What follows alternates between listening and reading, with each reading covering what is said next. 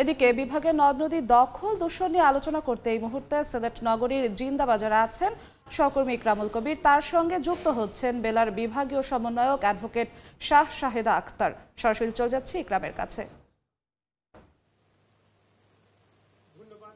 দখল হয়ে যাচ্ছে সিলেটের বিভিন্ন নদ নদী এবং সিলেট বিভাগের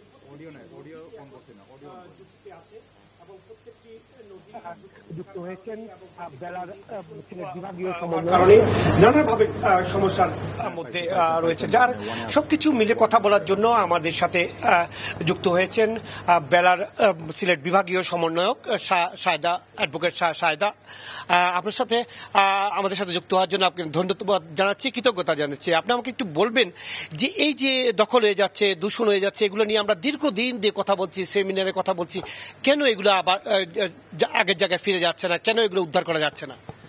ধন্যবাদ সুন্দর একটা বিষয় নিয়ে কথা বলার জন্য।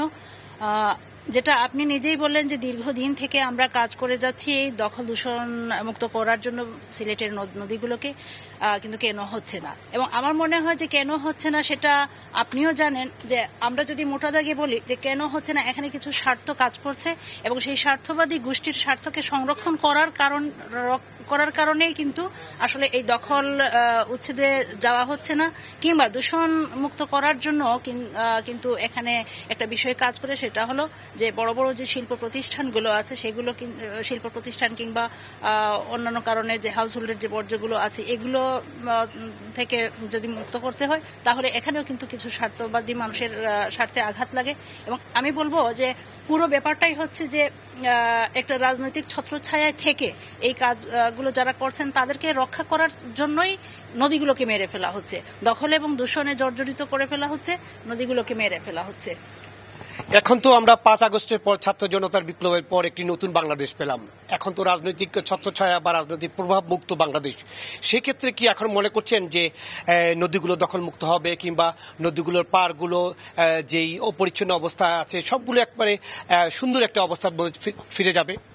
আমরা তো আশা করছি যে আসলে রাজনৈতিক পট পরিবর্তনের কারণে, যেহেতু নতুন সরকার এখন বাংলাদেশে, এটা বলা যায় যে অরাজনৈতিক একটা সরকার, আমরা আশা করছি যে আসলে এই সময়টাতে হয়তো বা আমরা ইতিবাচক কিছু দেখতে পারি।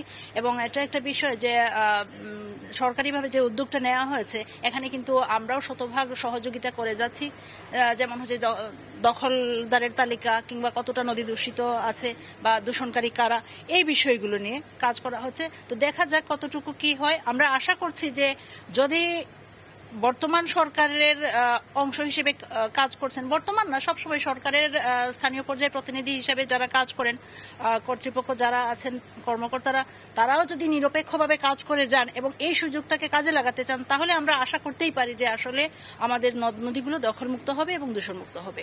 সেক্ষেত্রে আমরা দেখেছি যে প্রত্যেকটা নদীর পাড়ে গার্বেজ ফেলে রাখে, যেমন সিটি কর্পোরেশন বা পৌর এলাকার গার্বেজে ভরে যায়। আমরা সিলেটে দেখেছি, বিশ্বনাথে দেখেছি, সব জায়গায় দেখেছি। এক্ষেত্রে দায়ী কাকে মনে করছেন আপনি? আসলে দায়ী যদি আমরা বলতে চাই তাহলে আমরা সবাইকেই দায়ী করতে হয়। যারা ময়লা ফেলছেন তাদেরকেও দায়ী করতে হয়, কারণ হচ্ছে আমরা সব সময় এটা যে করি সচেতনতার অভাবে তা কিন্তু না। আমরা আসলে আমাদের যে কোনো কিছু নিজের কাঁধ থেকে সরিয়ে ফেললেই কিন্তু আমরা ভারমুক্ত হই, এই এক ধরনের মানসিকতা আছে। এটা তো আমার না, আমরা ফেলে দিলাম। আবার আরেকটা বিষয় হয় কি, যে নদীর অভিভাবক যারা আছেন কিংবা কর্তৃপক্ষ যারা আছেন তাদেরও কিন্তু তাদের সম্পদটুকু কতটুকু ক্ষতিগ্রস্ত হচ্ছে কিংবা কতটুকু নাই হয়ে যাচ্ছে এই হিসাবটাও কিন্তু তারা আসলে করেন না, বা এই খবরটাও তারা রাখে না। অর্থাৎ সঠিক একটা রক্ষণাবেক্ষণ বা তত্ত্বাবধান কিন্তু আমরা দেখিনি। এ কারণেই মূলত এই যে বর্জ্যের কারণে নষ্ট হয়ে যাওয়া, নদীর পাড় নষ্ট হয়ে যাওয়া কিংবা নদীর পাড় দখল হয়ে যাওয়া, এগুলো আসলে এভাবেই হয়ে যাচ্ছে। মূল একটা কথাই হলো যে দায়িত্বশীল কর্তৃপক্ষ যারা, তাদেরই কিন্তু একটা উদাসীনতা কাজ করেছে এই বিষয়ে, এজন্যই কিন্তু নদীগুলোর এই অবস্থা। মোটামুটি শুনলাম যে সিলেট বিভাগের যে নদ নদীগুলো দখল হয়ে যাচ্ছে, নদীর সংখ্যা কমে যাচ্ছে, আমাদের হিসেব নিকাশে মিলছে না। সবকিছু মিলে এগুলো আবার ভালো অবস্থায় যাওয়ার জন্য সব মহল যৌথভাবে সমন্বিতভাবে চেষ্টা চালিয়ে যাচ্ছে। আশা করা যাচ্ছে অদূর ভবিষ্যতে নদ নদীগুলোর আবার তাদের পূর্ব অবস্থায় ফিরে যাবে। মোটামুটি এই ছিল সিলেটের নদ নদী নিয়ে সর্বশেষ।